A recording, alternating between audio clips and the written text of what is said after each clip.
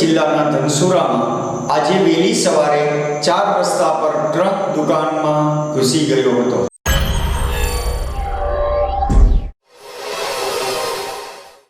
અરવલ્લી જિલ્લાના ધનસુર ગામમાં આજે વહેલી સવારે 4 રસ્તા પર ભરચક વિસ્તારમાં લોકોની અવરજવરથી ભરેલો હોય છે.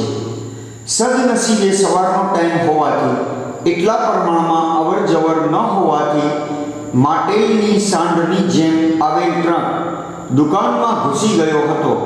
કોઈ મોટી જાનહાનિ થતાં ટળી હતી. લોકોના ટોળા ઉમટી પડ્યા હતા અને ટ્રાફિક પોલીસને જાણ થતાં ટ્રાફિક પોલીસ આવી ગઈ હતી. ટ્રાફિક હળવું કરીને ક્રેન દ્વારા ટ્રકને બહાર કાઢવામાં આવ્યો હતો. અહેવાલ રાકેશ મહેતા, અરવલ્લી.